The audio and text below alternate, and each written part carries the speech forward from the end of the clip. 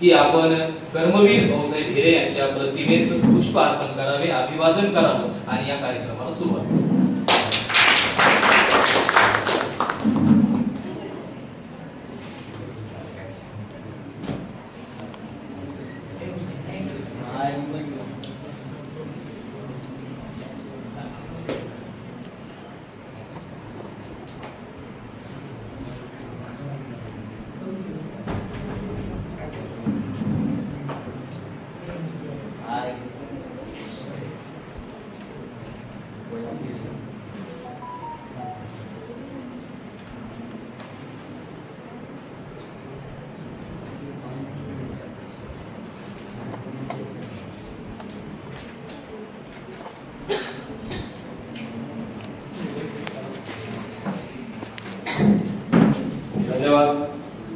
आपल्याकडे आलेल्या सन्माननीय अतिथींचा, पाहुण्यांचा यथोचित पाहुणचार करणं, आदरातिथ्य करणं, त्यांचं स्वागत सत्कार करणं ही आपली भारतीय संस्कृती आहे, हे आपलं कर्तव्य आहे.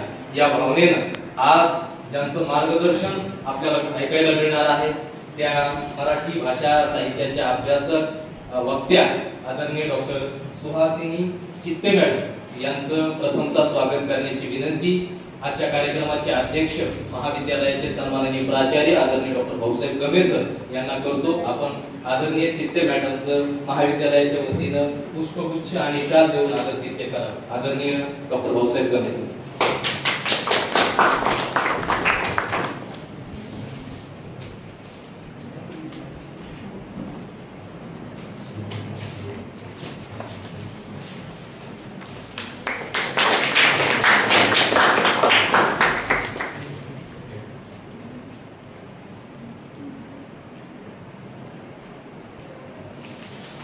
धन्यवाद.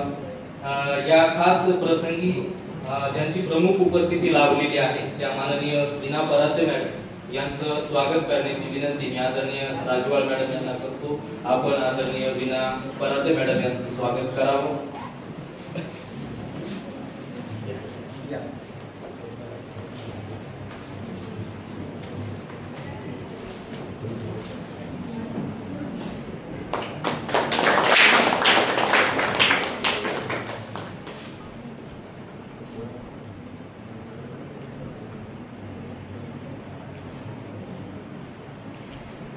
धन्यवाद. या दोन्ही पाहुण्यांचं मी पुनश्च एकदा महाविद्यालयाच्या वतीनं, प्राचार्य साहेबांच्या वतीनं, संयोजन समितीच्या वतीनं पुनश्च एकदा खूप स्वागत करतो आणि या कार्यक्रमाची भूमिका विशद करण्यासाठी अर्थात प्रास्ताविक करण्यासाठी आमच्या सहकारी प्राध्यापिका माननीय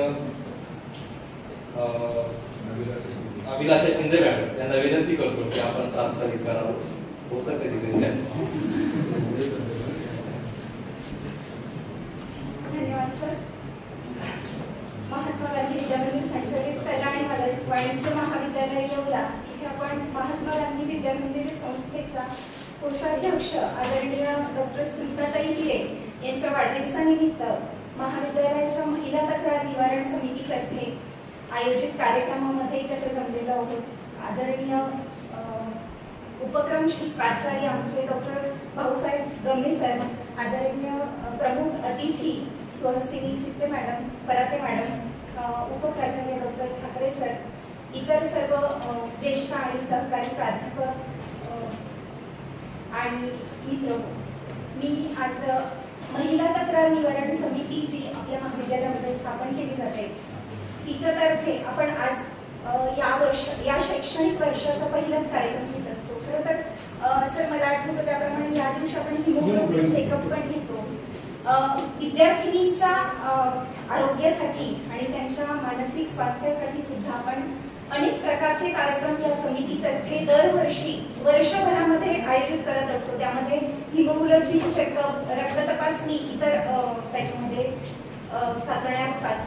त्यानंतर निर्भय कन्या अभियानमध्ये आपण विविध कार्यक्रम घेतो आणि अशाच प्रकारचे अनेक कार्यक्रम आपण वर्षभर घेत असतो. खरं तर जे आपले आधीचे विद्यार्थी आहेत त्यांना सगळ्यांना माहिती आहे, पण नवीन जे प्रवेशित विद्यार्थी आहेत त्यांच्यासाठी आपल्या ह्या महाविद्यालयामध्ये स्थापन करण्यात आलेल्या समितीची ओळख व्हावी आणि तिच्याद्वारे आपण आपलं कार्य कसं चालतं हे तुम्हाला जाणून घेता यावं या हा उद्देश आमचा या कार्यक्रमाच्या मागे असतो आणि आदरणीय प्राचार्य आपल्या महाविद्यालयाचे गमेश सर नेहमीच आम्हाला यासाठी मार्गदर्शन करत असतात. त्यांच्या कल्पनेतून सुद्धा खूप गोष्टी, नवनवीन गोष्टी तुमच्यासाठी आम्हाला घेऊन येतात. तर ह्या समितीतर्फे आज आपण जे व्याख्यान ठेवलेले आदरणीय चित्ते मॅडम आपल्याला महिला सक्षमीकरण या विषयावर आपल्याशी बोलणार आहेत आणि त्यातून आपल्याला खूप आत्मविश्वास निर्माण होईल अशा खूप गोष्टी माहिती होणार आहेत. खरं तर अशा कार्यक्रमांमधून आपल्याला अभ्यासक्रमाव्यतिरिक्त अनेक प्रकारचं ज्ञान मिळत असतं आणि जेव्हा आपल्याला इतर गोष्टींचं पूर्णपणे ज्ञान असतं ना, तेव्हा आपल्यामध्ये संपूर्ण आत्मविश्वास निर्माण होत असतो. आणि खरी गोष्ट महिला सक्षमीकरणाची हीच आहे मला वाटतं की मुलींमध्ये पहिला तर आत्मविश्वास निर्माण व्हायला हवा आणि तो ह्या ज्ञानातून, ह्या वक्तव्यामधून आपल्याला मिळत असतो. तर आपली महिला तक्रार निवारण समिती आणि त्याच्या अंतर्गत स्थापन केलेली विशाखा समिती आपल्या महाविद्यालयामध्ये नेहमी कार्यरत असते. यामध्ये विद्यार्थिनींच्या वेगवेगळ्या प्रकारच्या तक्रारींची दखल घेतली जाते. आपल्याकडे प्राचार्य कार्यालयाच्या बाजूला तक्रार पेटी लावलेली आहे. त्यामध्ये तुम्हाला अगदी निनावी तक्रारी सुद्धा टाकताय का, तुमचं नाव न टाकता तुम्ही तक्रार करू शकता. जर तुम्हाला खरंच कुठल्या गोष्टीचा त्रास होत असेल, अडचणी असतील, त्या संदर्भात आमची महिला तक्रार निवारण समितीच्या बैठका होतात आणि पारदर्शीपणे त्या विषयांवर चर्चा होते. प्राचार्यांच्या मार्गदर्शनाखाली त्यावर विचार विनिमय केला जातो आणि त्या सदर तक्रारीची गंभीरपणे दखल घेतली जाते. ही गोष्ट तुम्हाला अगदी गांभीर्याने माहिती व्हावी खरं तर, म्हणून आपला हा खटाटोप असतो दरवर्षी. कारण बऱ्याच विद्यार्थ्यांना हे माहितीच नसतो, कधी कधी तक्रारी नसतात. चांगली गोष्ट आहे खरं तर आमच्या दृष्टीने की आमची प्रतिमा तेवढी उजळ आहे महाविद्यालयाची आणि संस्थेची आणि संपूर्ण कर्मचारी वर्गाची. तर ही खरंच चांगली गोष्ट आहे. पण तुम्हाला खरंच काही अडचणी असतील तर तुम्ही त्या तक्रार पेटीच्या माध्यमातून किंवा प्रत्यक्ष आपल्याकडे महिला प्राध्यापक पण आहेत, त्यांना भेटून तुम्ही त्यांच्यावर चर्चा करू शकता, त्या अडचणी मांडू शकता. आपल्या महिला तक्रार निवारण समितीच्या प्रमुख ज्युनियर विभागाच्या प्राध्यापक राजवाड मॅडम आहेत, लवंगे मॅडम, सोनवणे मॅडम आहेत, सलमा मॅडम आहेत, मी आहे. तर तुम्ही कोणत्याही क्षणी फोन नंबर आहेत आमचे सगळ्यांचे तुमच्याकडे, तुम्ही भेटू शकता, फोन करू शकता, मेसेज करू शकता आणि आमच्याकडे तुमच्या तक्रारी मांडू शकता. खरं तर हा मुख्य उद्देश आणि मॅडम तर त्यांच्या वक्तव्यातून आपल्याला खूप काही देणारच आहे. तर मी माझ्या प्रास्ताविकेला पूर्णविराम देते. पुन्हा एकदा अपराधा मॅडम आणि अजिता मॅडमचं मनपूर्वक स्वागत करते.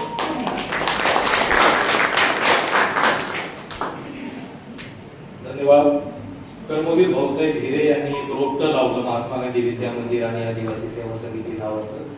ते रोपटं वाढवण्याचं, ते वृद्धिंगत करण्याचं काम पुढे व्यंकट भाऊंनी जसं केलं तसं प्रशांत भाऊंनी केलं आणि त्यांच्या साथीला खऱ्या अर्थानं तेवढाच गंभीरपणे ज्यांनी साथ दिली त्या माननीय डॉक्टर स्मिताताई हिरे अर्थात आमच्या मार्गदर्शक या हिरे कुटुंबियांच्या वतीनं किंवा महात्मा गांधी विद्या मंदिर शिक्षण संस्थेच्या वतीनं, आदिवासी सेवा समिती शिक्षण संस्थेच्या वतीनं जे काही सामाजिक उपक्रम चालतात, जे काही शैक्षणिक उपक्रम चालतात आणि स्मिताताईंचा जो काही त्यामध्ये हातभार आहे, या त्यांच्या हातभाराबद्दल, त्यांच्या या कामाबद्दल कृतज्ञता म्हणून त्यांच्या वाढदिवसाप्रित्यर्थ हा कार्यक्रम खरं म्हटलं तर आयोजित केलेला आहे. या आदर भावनेनं हा आम्ही कार्यक्रम आयोजित केलेला आहे. या प्रसंगी जी काही विशाखा समितीच्या वतीनं आणि महिला तक्रार निवारण समितीच्या वतीनं जे काही काम केलं जातं त्याचा लेखा जो काही प्रास्ताविकातून आदरणीय मॅडम यांनी शिंदे मॅडम यांनी मांडलेला आहे त्यांच्या प्रति पुनश्च एकदा धन्यवाद व्यक्त करतो. आजच्या आपल्या पाहुण्या आदरणीय डॉक्टर सुहासिनी चित्ते मॅडम यांचा यथोचित परिचय करून देण्याची विनंती मी आमच्या मराठी विभागात कार्यरत असणाऱ्या आमच्या सहकारी प्राध्यापिका डॉक्टर स्वाती सोनवणे यांना करतो. आपण आदरणीय चित्ते मॅडमचा यथोचित परिचय करू. धन्यवाद सर. महात्मा गांधी विद्या मंदिर नाशिक संचलित कला व वाणिज्य महाविद्यालय येवला येथे आज कर्मवीर भाऊसाहेब हिरे ग्रुपच्या कोषाध्यक्ष आदरणीय डॉक्टर स्मिताताई गिरे यांच्या वाढदिवसानिमित्त महाविद्यालयाच्या महिला तक्रार निवारण समितीतर्फे तसेच विशाखा समितीतर्फे आयोजित कार्यक्रमासाठी आपल्याला प्रमुख अतिथी म्हणून लाभलेल्या डॉक्टर सुहासिनी चित्ते मॅडम यांचा परिचय करून देते. मॅडमचे शिक्षण MA PhD मराठी विषयात झालेले आहे. त्यांनी येवल्यातील एनजोकेम विद्यालयात 13 वर्षे विना अनुदानित सेवा देऊन अनुदानित शिक्षिका म्हणून नंतर त्या रुजू झालेल्या आहेत. त्यांचा संघर्ष आपल्याला सांगता येईल किती मोठा आहे. एखाद्या विना अनुदानित कार्य करत असताना नंतर 13 वर्ष त्यांचा असा खूप मोठा संघर्ष आपल्याला सांगता येतो. त्यांच्या वडिलांपासून मिळालेला शैक्षणिक वारसा त्यांनी पुढे चालत ठेवलेला आहे. मॅडमांनी लग्नानंतर त्यांचं पूर्ण शिक्षण जिद्दीने पूर्ण केलेलं आहे. मॅडम एक उत्कृष्ट निवेदिका आहे. विविध समाजसेवी उपक्रमांमध्ये देखील त्या सहभागी होत असतात. असं मुलींसाठी महिलांसाठी प्रेरणादायी व्यक्तिमत्व म्हणून मॅडम आपल्याला आज मार्गदर्शन करणार आहे. त्यांचा अधिकचा परिचय मॅडमांच्या मनोगतातून होईल. तर मी मॅडमांचे पुनश्च एकदा स्वागत करते. तसेच मीना कराटे मॅडम यांचंही मी स्वागत करते.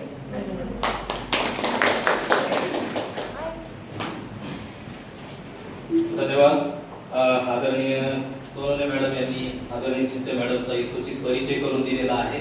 आजच्या आपल्या वक्त्या मार्गदर्शिका चित्ते मॅडम आणि तुमच्यात अधिकचा वेळ घेणार नाही. फक्त चित्ते मॅडमला इथं बोलवण्यापूर्वी त्यांच्यासाठी एक शेर मला म्हणावा वाटतो की अभिमानाने सांगत असते बाई आहे, अभिमानाने सांगत असते बाई आहे, युगकर्त्या शिवाजीची मी आई आहे, युगकर्त्या शिवाजीची मी आई आहे. आणि चित्ते मॅडम की आपण आमच्या विद्यार्थ्यांशी यथोचित संवाद साधू.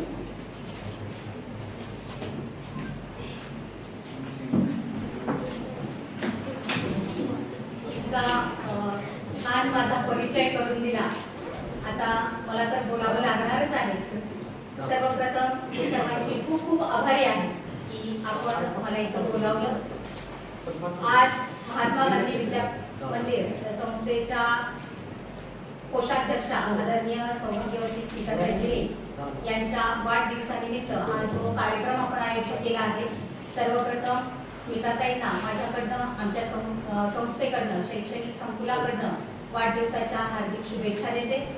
त्यानंतर व्यासपीठावर विराजमान हे जे मान्यवर आहेत त्यामध्ये आज मला आवर्जून नाव घ्यावंसं वाटतं ते म्हणजे विद्यालयाचे प्राचार्य आदरणीय गमे सर. मी सर्वांनी पाहिलं असेल गमे सर ज्यावेळेस माझा सत्कार करत होते मी सरांकडे पाहिलं नाही का, कारण ते माझे गुरुवर्य आहे. मी सरांची विद्यार्थिनी आहे. आज सरांच्या हातून माझा सत्कार होतोय याच्यासारखं मला दुसरं सुख ते काय, आनंद तो काय, तो वेगळा मला शब्दात व्यक्त करता येणार नाही. सर मी आपली खूप खूप ऋणी आहे. तुमच्या हाताखाली तयार झालेला प्रत्येक शिष्य हा असाच नावाजलेला आहे. असो, आज माझ्या समोर बसलेल्या माझ्या मित्र आणि मैत्रिणी, मी मित्र आणि मैत्रिणी त्याच्यासाठी म्हटले. शिक्षक आणि विद्यार्थी असं जर म्हटले असते तर ते नातं वेगळं, आणि मित्र आणि मैत्रिणी म्हटलं की तिथं संवाद घडायलाच हवा, गप्पा ह्या यायलाच हव्यात. आज मी तुमच्यासाठी संवाद साधण्यासाठी इथे उभी आहे.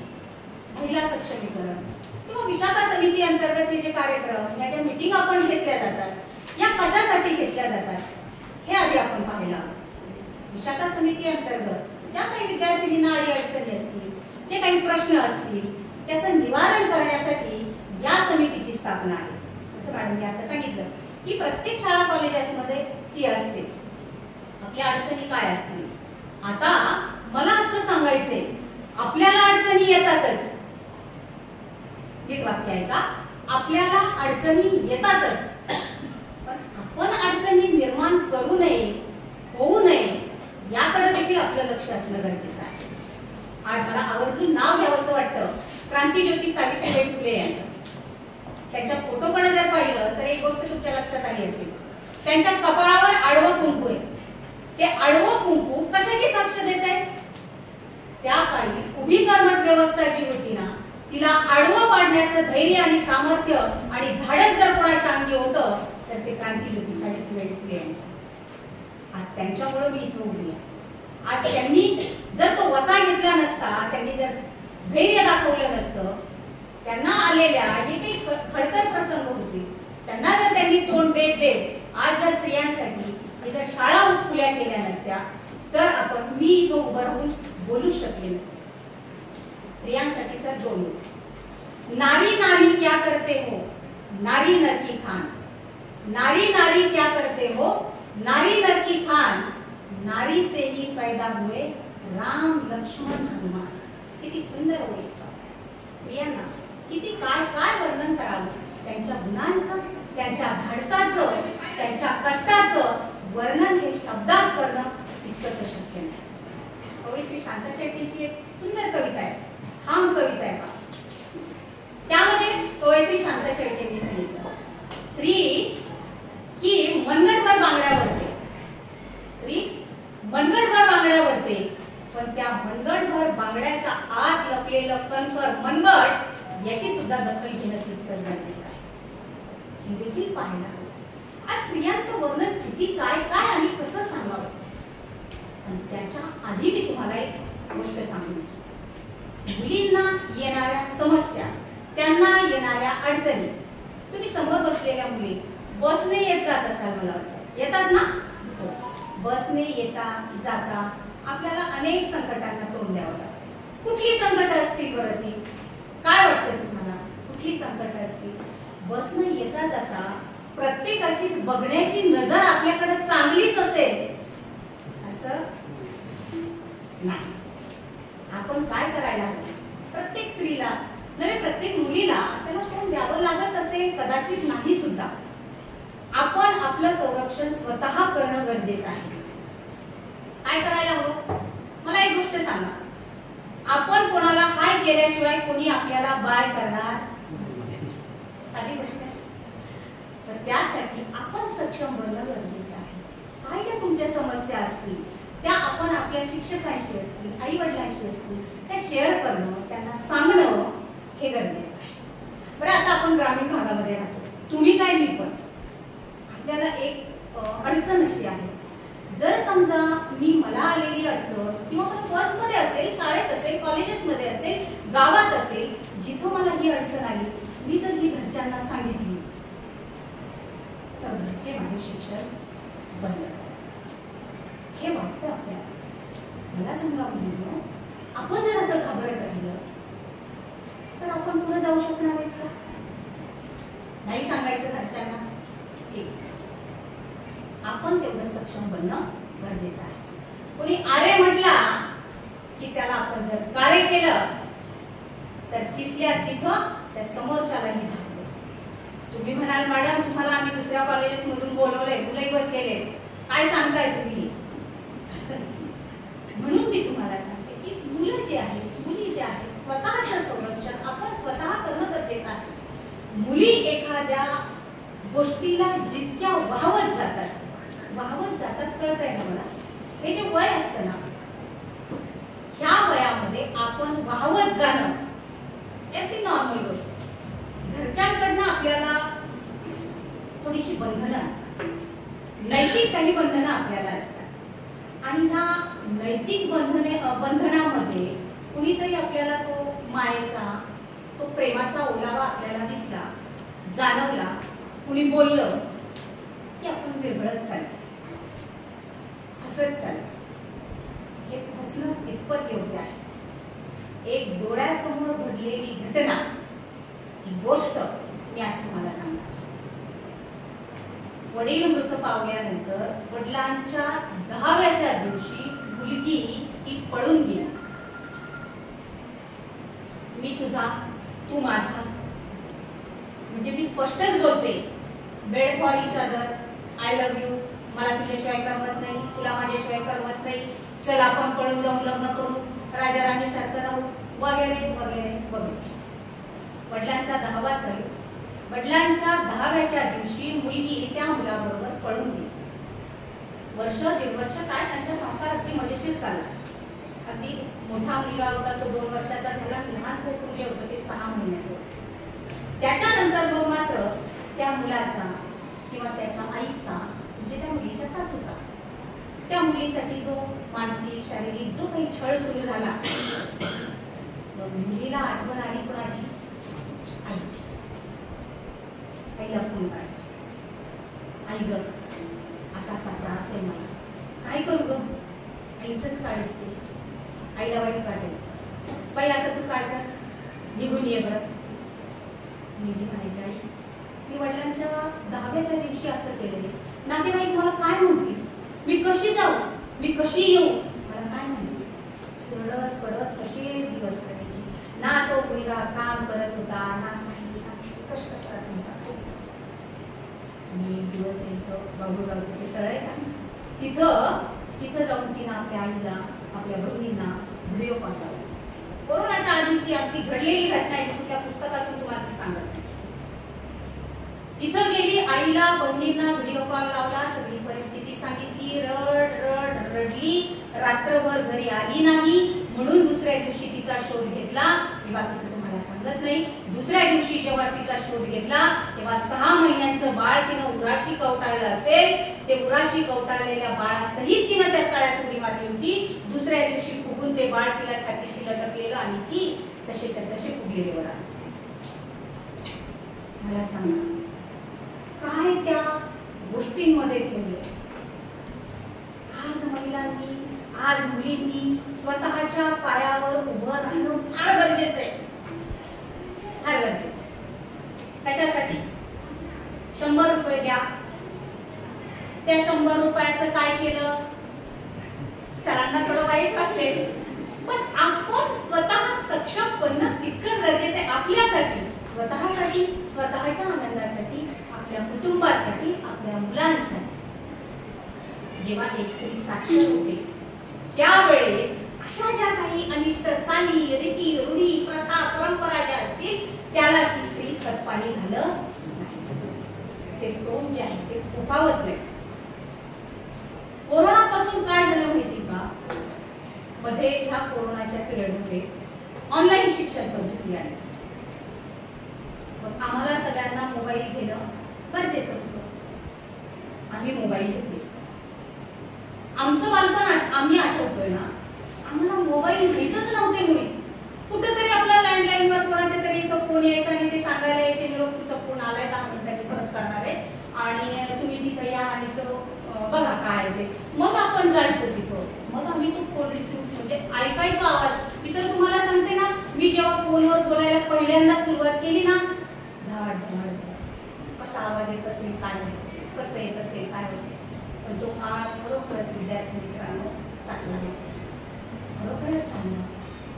मग कोरोनापासून ज्या वेळेस ही ऑनलाईन शिक्षण पद्धती आली ना, तेव्हापासून मोबाईलची आपली इतकी घट्ट मैत्री झाली आणि तेव्हापासून घरातला संवाद जो आहे तो संवाद हळूहळू हळूहळू कमी होतो. आपण आपल्या आईला काहीच शेअर करत नाही, काही सांगतही नाही. आज प्रत्येकाच्या इच्छा, प्रत्येकाची स्वप्न ही बदललेली आहेत. प्रेम करतात किंवा काळजी असेल, आज कोणत्याच मुलाला वाटत नाही घरात बसलेली अडाणी मुलगी माझी बायको असावी. वाटतं? त्यांनाही वाटतं आपली पत्नी ही सुरक्षित, सुशिक्षित असावी, ती साक्षर असावी. मुलींनी तरी कसं, तिलाही वाटायला हवं की माझा पती जो आहे तो क्लासरूम ऑफिसर असावा, इंदुरीकर महाराजांचे कीर्तनमान करावं. काहींना आवडत नसेल, काहींना आवडत असेल, जे बोला खरं बोला. अगं मुलींनो, तुम्ही तुमचे आई वडील तुम्हाला तुमचं लग्न करूनच देणार आहे. आज ना उद्या थोडं काय होईल, लेट होईल, पण आज ना उद्या ती करूनच देणार आहे. त्याच्यासाठी त्यांना ती संधी द्या. मुलींसाठी एक गोष्ट मी नेहमी सांगते, आपण ज्या काही बाकीच्या गोष्टी, मी हे का सांगते माहिती का तुम्हाला? मॅडमने सांगितलं की ही तक्रार जी आहे ती तक्रार तुम्ही करा. तुम्हाला येणाऱ्या अडचणी ज्या आहेत ना त्या तुम्ही सांगा. मला तर असं म्हणायचंय ना की आपण अडचणीच निर्माण होऊ द्यायच्या नाही, आणि झाल्याच तर त्याला आपण स्वतः तोड द्यायचं. आपण सक्षमपणे लढायचं. कोणाच्या जीवावर किती दिवस कोणाचं प्रोटेक्शन घेऊन आपण जगणार हे ध्यानात घ्या. आज प्रत्येक क्षेत्रात स्त्री कार्यरत आहे. आदरणीय स्मिताताईंचं उदाहरण घ्या. मोठ्या अभिमानाने मला त्यांचं आज इथं नाव घ्यावं असं वाटतंय. किती कर्तृत्ववान स्त्रिया घडून गेल्या. काय त्यांनी आपल्याला संदेश दिला. ज्यावेळेस मुलीचं लग्न होऊन जातं त्यावेळेस आईबापाच्या जीवाला फार भूक लागते. कदाचित मी जे आता त्या हिताच्या ओळी म्हणणार आहेत त्या इथं कितपत योग्य ठरतील ते मला माहिती, पण आज मला इथं त्या म्हणणार अशा आई वडील आपल्या मुलीचं सांभाळ कशा पद्धतीने करतात. रत्नासारखी जतन केली, अगं रत्नासारखी जतन केली, चिमणी माझी उडून गेली, माझी आई रडती पदराला धरून, ती माझी आई रडती पदराला धरून, माझी हरण चालली कळप सोडून. किती सुंदर भावना, किती सुंदर हे गीत आहे. त्यातला भावार्थ समजून घ्या. आज ज्या वेळेस स्त्रियांवर अन्याय होतो, करणारे पुरुष असतील किंवा त्याला काय साथ सोबत काय सपोर्ट किंवा काय ज्या आपल्याकडनं टाळी एका हाताने वाजत नाही या असतील तर कुठल्याही पुरुषानं कुठल्याही मुलानं त्याला असं वाटणार नाही की माझ्या बहिणीचं वाटवलं वाटेल. तुम्हाला प्रत्येकाला असं वाटतं की माझी बहीण माझी आई ही सुरक्षित राहावी. मग जगातली प्रत्येक स्त्री ही कुणाची तरी आई आहे, कुणाची तरी ती बहीण आहे. सिंधुताई सपकाळ पोटच्या पोरांपेक्षा कित्येक लेकरांच्या आई झाल्या. कशी परिस्थिती होती तुम्ही सगळ्यांनी इतिहास पाहिला त्यांचा वाचला असेल. अशी परिस्थिती होती. अगदी प्रतिकूल परिस्थितीत राहून सुद्धा कणखरपणे लढल्या, त्या कणखरपणे जगल्या. अशा कित्येक गोष्टी आहेत की ज्या आपण पाहिल्या. स्त्रियांच्या स्वच्छतेच्या बाबतीत असते. दुखतंय तुमचं, आजार आहे, तुम्हाला वेदना सहन होत नाही, त्या सांगत चला. तुमच्या आरोग्याची काळजी तुम्ही स्वतः घेत चला. जोपर्यंत तुम्ही आईवडिलांच्या पंखाखाली आहात ना तोपर्यंत आईवडिलांना ते सांगत चला. तुम्ही ह्या ज्या शिक्षिका आहेत ह्या माझ्या चांगल्या मैत्रीण आहेत राजवाडा, त्यांना त्यांच्याशी असतील किंवा ह्या शिंदे वाढत असतील आणखी ह्या गाड्या त्यांच्याशी शेअर करत चला. आणि आज गुरुपौर्णिमा सर होऊन गेली पण तरी सुद्धा मला असं वाटतं ना की आज ज्यावेळेस मी सरांच्या शेजारी बसले, गुरुच्या शेजारी शिष्य, आता ती तो काळ फार जुना झाला. द्रोणाचार्यांना एक लावल्याला तो अंगठा वगैरे दिला किंवा काही इतके शांत सुस्वभावी असे प्राचार्य तुम्हाला लाभले. त्यांच्या मार्गदर्शनाखाली आज कित्येक तुमच्या अडचणी असतील, बऱ्याच ज्या अडचणी असतील त्या त्यांच्याशी शेअर करत जा. ज्या वेळेस आपण ह्या सर्व गोष्टी पालन करतो किंवा पाळतो त्यामध्ये तुम्ही स्वतःचे निर्णय स्वतः घेण्यापेक्षा जोपर्यंत तुम्ही लहान आहात आई वडिलांशी मुलगी जास्त वडिलांच्या जवळ असते. मान्य मान्य बाबा दादा पप्पा आईची असेल वडिलांशी शेअर सांगत चला ग वडिलांना. तुमची ओळख आहे ना, तुमची ओळख त्यांच्यामुळे तुमची ओळख होऊन देऊ नका. वाक्य नीट आहे का, समजायला थोडं कठीण जाईल. त्यांच्यामुळं तुमची ओळख निर्माण होऊ देऊ नका, तुमच्यामुळे त्यांची ओळख तयार होऊ द्या. अरे वा तुम्ही साक्षीचे पप्पा का, छान आहे हो तुमची मुलगी, गोड आहे, अगदी नियमात राहते, सकाळी व्यवस्थित कॉलेजला येते, सगळे लेक्चर करते का, बापाचा ऊर असा अभिमानानं भरून येते. आणि तीच मुलगी काय साक्षीचे पप्पा आहे तुम्ही, काका होते आणि तुमच्याशी नंतर. अरे त्या बापाच्या अंतःकरणाला काय वाटत असेल, किती यातना होत असतील याचा विचार तुम्ही करा. मुलींनो कुठलंही चुकीचं पाऊल उचलण्याच्या अगोदर आपल्या आई वडिलांचा चेहरा डोळ्यापुढे आणावा, आपल्या लहान त्या भावंडांचा चेहरा डोळ्यापुढे. मुलांनो इथून पुढचा काळ इतका कठीण येणार आहे, त्यासाठी तुम्हाला अभ्यासाशिवाय गत्यंतर नाही. मे महिन्यात असं वाटलं चला आता वाळवणाचे दिवस आले आपले, आम्हाला सुट्ट्या लागल्या आणि आता आम्ही ते काम करायला जाऊ. सर आणि मे महिन्यातच पाऊस सुरू झाला. मला सांगा, शेती जर पिकवायची झाली, मे महिन्यात जर पाऊस पडायला लागला तर पेरायचं कधी, उगवायचं कधी, ते बाजारपेठात जायचं कधी, मनासारखा भाव मिळायचा कधी, आणायचं कधी, त्यावर खर्च कसा करायचा याचा विचार करायचा. असू द्या, मी म्हणत नाही शेती करू नका, शेती अवश्य करावी. ग्रामीण भागात राहतो, आपले वडील तेच करतात, शेती करा नाही असं नाही, पण त्याला जोड तुमच्या अभ्यासाची असते. कोणाला दाखवायचंय, कोणी आपल्याकडे बघताय, त्यासाठी तुम्ही शाळेत येऊ नका. मी काय, आमच्या विद्यालयातील विद्यार्थिनी ज्या आहेत ना, काही आहेत अशा की आई वडिलांना फसवण्यासाठी. मग ते मागचं उदाहरण मी परत घेते की ह्या कोरोनाच्या काळामध्ये आम्ही मोबाईलवर अभ्यास सुरू केला. आम्ही मोबाईलचा आधार घेऊन किती अभ्यास करतो, काय करतो. इथं बसलेली प्रत्येकीच्या अंतःकरणाला ही गोष्ट भेटून जाणारच आहे, बरोबर नाही. आपण मोबाईलवर कितीचा अभ्यास करतो, काय करतो, आणि मोबाईलचा आधार घेऊन आपण नक्की करतो काय. मी म्हटलं ना, आपण ग्रामीण भागात राहतो, आपली आई अडाणी आहे, आपल्या आईला समजत नाही अगं आपण काय वाचतो, आपल्या आईला कळत नाही ही कोणत्या विषयाचं वाचते. आपल्या आईला फक्त एवढंच दिसतं, माझ्या पोरीच्या दप्तरात हे एवढे पुस्तक आहे, हे एवढ्या जाड पानांचं ते पुस्तक जे आहे ना, माई पोरगी त्याच्यातून रात्रात अभ्यास करते. आणि मोठ्या अभिमानानं त्या मैत्रिणींना सांगते, आजूबाजूच्यांना सांगते.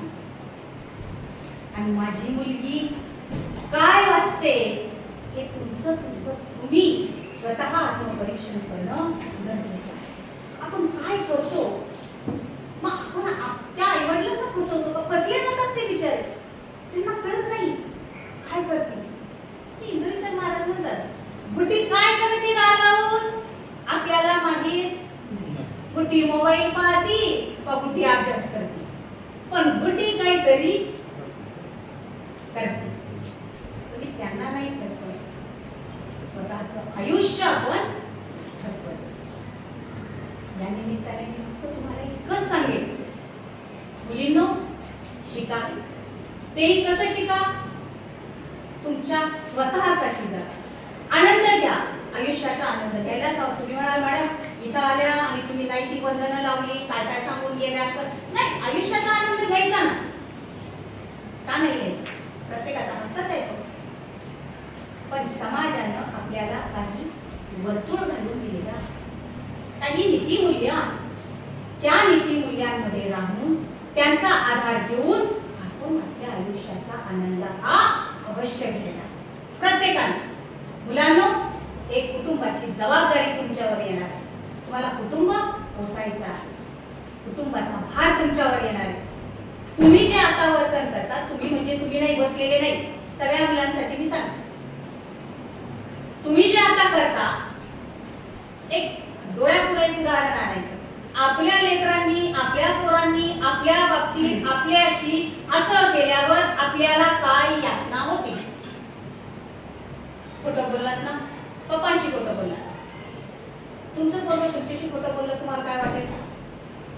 हा विचार प्रत्येकाने, दुसऱ्यावर अन्याय करताना, दुसऱ्याशी वाईट वागताना नेहमी आपल्याला त्या जागेवर आपण ठेवून पाहायचं आणि मग विचार करायचा.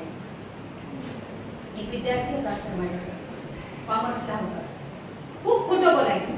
दरम्यान त्याच्या वडिलांचं निधन झालं.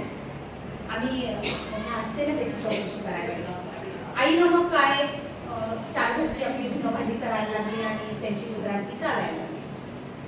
पोरानं काय करायचं, हट्ट धरायचा. मित्राकडे गाडी आहे, मला गाडीच पाहिजे, मला बाकीचं माहित नाही. दिली आहे गाडी. मग तो काय करायचा, रस्त्यावर नोटीच आपलं, फेरफटका मार, फेरफटका मार, याला कट मार, त्याला कट मार, असं करायचं. तुमच्यासाठी सांगते. मग मी त्याला ओरडायचे, कायम ओरडायचे, कायम रागवायचे. त्याला ओरडलं रागवलं का मी शिक्षक वाईट नाही करतं का. 12वी होईपर्यंत पाहू, नंतर कोण ऐकतं त्यांचं, नंतर पाहून घेतो सर तुम्हाला. ही आताची पिढी. मी मगाशी सांगितलं ना, गमे सरांच्या पुढे माझी मान वर झाली नाही, कारण माझी ती गुरुवरी आहे. हे आमचे संस्कार. तुम्ही कुठं आहात? मग त्या पोराला काय रागवायचे मी, मग ते चित्ते मॅडम फार वाईट. मग मी रस्त्यानं यायला निघाले की तो असा गाडीनं कट मारायचा, पुढे निघून जायचा. एक दिवस म्हटलं, बाबा रे, तुझ्या गाडीनं मला उडवावं, 4 माणसात एवढी काही तुझी ताकद नाही. पण तू एक काम कर बरं, तू ये ना गाडी जरा हळू चालव, तुझ्या जीवाला ते घातक आहे. ओ मॅडम, आता माझी 12वी झाली, आता कशात तुम्ही बाबा रे, आईसाठी जग रे, बहिणीसाठी जग. नंतर 31 डिसेंबरला मित्रांच्या नादी लागून इतकी घाणेरडी पार्टी करायला मनमाडला गेला. तिकडनं रात्री 12:30-1 वाजता येत असताना गाडीवर इतका भयंकर ऍक्सिडेंट झाला सर त्याचा, की त्याचं ते हे सुद्धा सापडलं नाही. आमच्या किती उदाहरणं द्यावी तुम्हाला, यातनं तुम्ही काहीतरी शिकायला हवं, यातनं तुम्ही काहीतरी घ्यायला हवं. आज आपला बाप रात्रंदिवस त्या शेतात राब राब राबतो. घरी जाऊन तुम्ही एवढं म्हणा फक्त, आमच्या सरांनी उद्याच्या उद्या 500 रुपये सांगितले, ते जर नाही भरले तर या वर्षीची परीक्षा आम्हाला देता येणार नाही. पुढे काय म्हणतील, बाकीचं राहू दे सर, आधी त्याला ते पैसे दे बरं, त्याची ती फी भरायची का काय, आणि ती जर नाही भरली तर त्याला काही वर्गात बसू देणार नाही, त्याचं एवढं वर्ष वाया जाईल. त्या 500 रुपयाचं आपण इथं आणून काय करतो याचं आत्मपरीक्षण आपण करणं. आज त्यांच्या कमावलेल्या इस्टेटीवर पैशावर असेल तो रुबाब करण्यापेक्षा तुम्ही तुमच्या स्वकर्तृत्वाने निर्माण करा आणि त्यावरच. विद्यार्थ्यांनो, तुम्ही तुमची काळजी, तुमचं संरक्षण, तुमचे जे काही हित आहे ते कशात आहे ते ओळखा आणि त्यानुसार असो.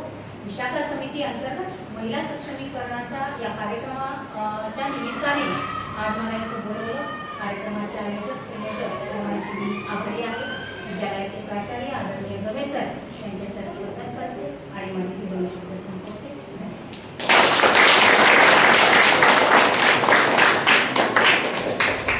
धन्यवाद. आदरणीय चित्ते मॅडम यांनी खूप छान असा संदेश, खूप छान असं मार्गदर्शन या उपस्थितांसमोर, खास करून मुलींसाठी त्यांनी संदेश दिलेला आहे. स्वावलंबीपणा, स्वतःच्या पायावर उभं राहा, स्वसंरक्षण करायला स्वतः सक्षम व्हा, असं सांगतानाच त्यांनी सूत्रपोषण आणि टाळणके अधिकारी अशी म्हणण्याची व्यवस्था आहे, ती व्यवस्था आगो करण्याचं काम ज्या सावित्रीबाईंनी केलं, क्रांतिकारी काम ज्या क्रांतिज्योती सावित्रीबाईंनी केलं, ज्या कर्तृत्ववान स्त्रियांनी केलं, त्यांचाही या ठिकाणी उल्लेख करत, त्यांना या ठिकाणी त्यांच्या कार्याला, कर्तृत्वाला उद्धृत करत तुमच्यासमोर एक प्रेरणादायी आणि मार्गदर्शक असे विचार मांडलेले आहेत. त्यांच्या प्रति महाविद्यालयाच्या वतीनं, संयोजन समितीच्या वतीने मी पुनश्च एकदा कृतज्ञता व्यक्त करतो आणि या कार्यक्रमाचा अध्यक्षीय समारोप करण्याची विनंती महाविद्यालयाचे सन्माननीय प्राचार्य, आमचे मार्गदर्शक आदरणीय डॉक्टर भाऊसाहेब गमे सर यांना करतो. त्यांनी अध्यक्षीय समारोप करावा.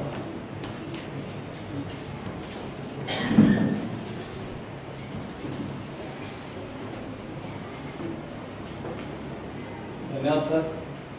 आपल्या महाविद्यालयामध्ये आपल्या महात्मा गांधी विद्या मंदिर आणि आदिवासी सेवा समिती या दोघेही संस्थेच्या कोषाध्यक्षा, आपल्या सर्वांच्या मार्गदर्शक आदरणीय डॉक्टर स्मिताताई गिरे यांचा वाढदिवस साजरा करत आहोत. या निमित्ताने ज्यांनी अतिशय मौलिक विचार आपल्यापुढे मांडलेले आहेत त्या माझ्या लाडक्या विद्यार्थिनी, अतिशय आदर्श व कशा प्रकारचं व्यक्तिमत्व आणि सतत तुम्हाला म्हणजे सगळ्या विद्यार्थ्यांना प्रेरणा देत आपल्या आयुष्यात यश गाठणार आहे. आदरणीय चित्ते मॅडम, त्यांच्याबरोबर आलेल्या आदरणीय कराटे मॅडम, या कार्यक्रमाचं ज्यांनी आयोजन केलेलं आहे ते महाविद्यालयामधील विशाखा समिती आणि महिला तक्रार निवारण समिती या समितीच्या प्रमुख आदरणीय राजगाव मॅडम, त्यांना सहकार्य करणाऱ्या समितीतील सर्व सदस्य, त्याचबरोबर आपल्या महाविद्यालयाचे उपप्राचार्य ठाकरे सर, कनिष्ठ विभागाचे प्रमुख वैभव सोनवणे सर आणि उपस्थित सर्व प्राध्यापक, विद्यार्थी मित्र आणि मैत्रिणींनो, खरं तर मॅडमने जे सगळं सांगितलेलं आहे ते कुठल्या पुस्तकामध्ये नाही आहे. हे सगळं जे जगणं असतं, विशेषतः आजचं जे पर्यावरण बदलतं आहे, सामाजिक जे बदल होत आहे आणि त्या बदलांमुळे विद्यार्थी आणि विद्यार्थिनींचं वर्तन, विशेषतः विद्यार्थिनींनी आयुष्यामध्ये कुठल्या प्रकारची काळजी घेतली पाहिजे याबाबत अतिशय सुंदर अशा प्रकारचं मार्गदर्शन त्यांनी केलेलं आहे. आपण आपला इतिहास कधी विसरता कामा नये. म्हणजे अगदी जिजाऊंपासून तर आतापर्यंत ज्या कर्तृत्व स्त्रियांनी या देशामध्ये आपलं कर्तृत्व सिद्ध केलेलं आहे त्याचा आदर आपण घेतला पाहिजे, त्यांचं वैभव आपण स्वीकारला पाहिजे आणि त्यातून मग जगण्याच्या नवीन प्रेरणा आज विद्यार्थिनींना नक्कीच मिळतील असं मला वाटतं. त्यामुळे असं म्हटलं जातं की कोणत्याही देशाचा इतिहास जेवढा प्रबळ असतो, जेवढा सक्षम असतो, त्या पद्धतीने पिढी घडत असते आणि आपण भारतीय त्यासाठी खूप भाग्यवान आहोत की या देशामधील अनेक स्त्रियांनी आपलं वेगवेगळ्या क्षेत्रामध्ये फार मोठं कर्तृत्व केलेलं आहे आणि त्या कर्तृत्वामधून आपल्याला नवीन प्रेरणा आज मिळाल्या पाहिजे. आता बघा की मॅडमने जी सगळी उदाहरणं दिलेली आहे ती सगळी तुमच्या जगण्याशी संबंधित आहे. महाविद्यालयामध्ये आल्यानंतर तुमची सुरक्षा असेल, तुम्हाला चांगला अध्यापक मिळणं, चांगलं अध्यापन होणं, त्याचबरोबर चांगल्या शैक्षणिक सुविधा मिळणं, ही सगळी महाविद्यालयाची जबाबदारी आहे.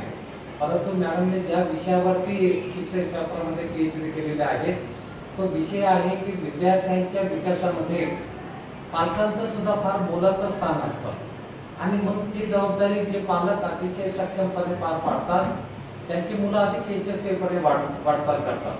कारण तुम्ही शेवटी आमच्याकडे म्हणजे आपल्या महाविद्यालयामध्ये एक 5 तास तुम्ही आमच्या सानिध्यात असतात, पण बाकीचा उर्वरित सगळा वेळ जो आहे ते तुम्ही तुमच्या कुटुंबामध्ये असतात. त्यामुळे कुटुंबाचे संस्कारही खूप महत्त्वाचे असतात.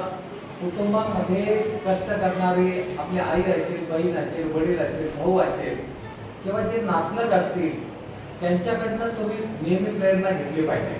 आज प्रश्न असे निर्माण झालेले आहे की आई वडील कष्ट करतात आणि मुलं आराम करतात. हे चित्र कुठेतरी बदललं पाहिजे. आज परिस्थिती एवढी ज्याला स्पर्धेची आलेली आहे की तुमचा प्रत्येक क्षण जेव्हा तुम्ही युटिलाइज कराल, वापराल, तेव्हाच तुम्हाला यश मिळेल. म्हणजे आज पदवी घेणाऱ्या विद्यार्थ्यांची संख्या कमी नाहीये. एकट्या पुणे विद्यापीठाचा तुम्ही सर्वे केला तर तुमच्या लक्षात येईल की लाखो विद्यार्थी कला शाखेमधून, वाणिज्य असेल, काही 128 शाखांमधनं ही सगळी मुलं शिकून बाहेर पडतायत, परंतु त्यांना रोजगार मिळत नाही. का मिळत नाही? तर त्यांच्याजवळ जी कौशल्य असायला हवी आहेत ती त्यांना मिळत नाही. मग हे कौशल्य विकास करण्याचं काम सुद्धा आपल्याला ती प्रेरणा कुटुंबामधून मिळते, मित्रांमधून मिळते, महाविद्यालयांमधून मिळते. त्यामुळे तुम्ही सगळ्यांनी एक गोष्ट लक्षात घेतली पाहिजे की आपलं प्रत्येक क्षण युटिलाइज केला पाहिजे. मॅडमने जेवढे सगळे उदाहरणं तुमच्यासाठी दिलेले आहेत ते अतिशय वास्तववादी आहे. शेवटी हे बघा की माणसं यशस्वी झाले तर जग तुम्हाला स्वीकारेल.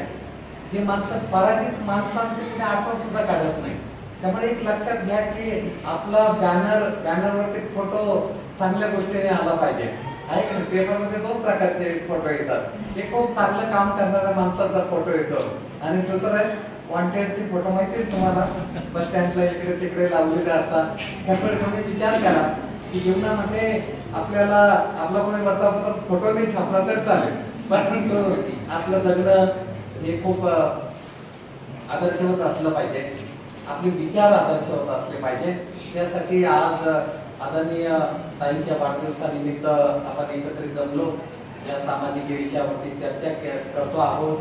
पुन्हा एकदा आपल्या सर्वांच्या वतीने आदरणीय ताईंना वाढदिवसाच्या खूप शुभेच्छा देतो. आता खरं तर बघा म्हणजे आपल्या संस्थेच्या आमच्या 200 पेक्षा जास्त शाखा आहेत. महात्मा गांधी विद्या मंदिर आणि आदिवासी सेवा समितीचे एकूण 50 आमची सिनियर महाविद्यालय आहेत, 13 आर्ट्स अँड कॉमर्स कॉलेजेस आहेत. मग जवळजवळ लाखभर विद्यार्थी आपल्या संस्थेमध्ये शिक्षण घेतात आणि या सगळ्या शिक्षणाचा जो आर्थिक कारोबार आहे तो चालवण्याचं काम आदरणीय ताईसाहेब करतात. त्यामुळे लक्षात घ्या की त्यांचा आदर्श तुम्ही घेतला पाहिजे. म्हणजे एखादं काम करत असताना त्या कामामध्ये स्वतःला झोकून घेणं, त्यातून एक वेगळा आदर्श निर्माण करणं आणि त्यातून संस्था असेल, समाज असेल यांची प्रगती साधणं ही तशी फार अवघड गोष्ट असते आणि ते सगळं काम आपल्या संस्थेमध्ये होतं आहे. आज तुम्ही सर्वजण या कार्यक्रमासाठी उपस्थित राहिला. विशेषतः आणि माझी बऱ्याच दिवसाची इच्छा होती की मॅडमने महाविद्यालयामध्ये यावं. राजवल मॅडम यांना सकाळी म्हटलं की मॅडमशी चर्चा करा. तुम्ही अगदी शॉर्ट नोटीसवरती आमचं हे सगळं निमंत्रण स्वीकारलं, त्याबद्दल पुन्हा एकदा तुमच्याविषयी कृतज्ञता व्यक्त करतो. आदरणीय पराते मॅडम सुद्धा त्यांनी फार साथ दिली त्यांना वेळेला, कारण त्यांच्या एक तासिका होत्या, परंतु माननीय त्यांच्या मुख्याध्यापक साहेबांची आम्ही परवानगी घेतली की त्यांना थोडासा वेळ आमच्यासाठी द्या. निकम सरांनी त्यांचं सारथ्य केलं, त्याची इथे म्हणजे येण्याची व्यवस्था केली, त्यांच्याविषयी मी कृतज्ञता व्यक्त करतो आणि इथे थांबतो. धन्यवाद.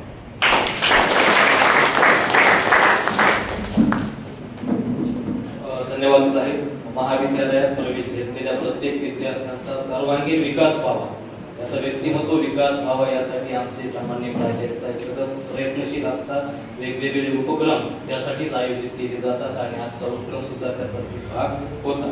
आता या कार्यक्रमाच्या आपण शेवटाकडे बोललेलो आहोत. या कार्यक्रमाचा औपचारिक भाग अर्थात आभार व्यक्त करण्याची विनंती ज्यांनी या कार्यक्रम घेण्यामध्ये कष्ट घेतलेले आहेत त्या प्राध्यापिका सुरेखा राजवाळकर यांना विनंती करतो की आपण या कार्यक्रमाचं आभार प्रदर्शन करा.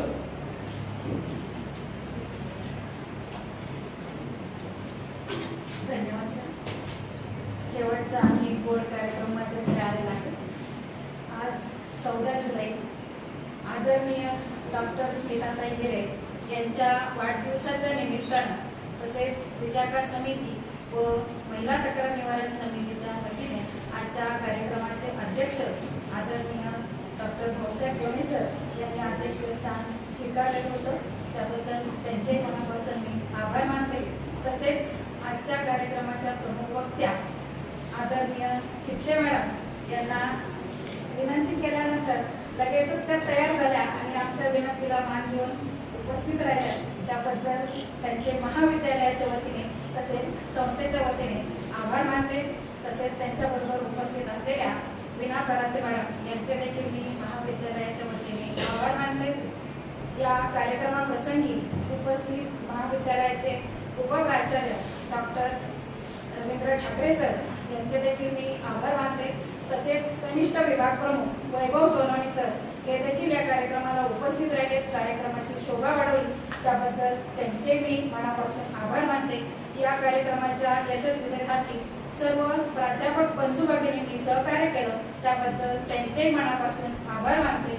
आणि माझे लाडके विद्यार्थी या कार्यक्रमाचा त्यांनी आनंद घेतला आणि ते जीवनामध्ये नक्कीच त्याचा उपयोग करून घेतील त्याबद्दल त्यांचे मी मनापासून आभार मानते. आणि आदरणीय प्राचार्यांच्या परवानगीने आजचा कार्यक्रम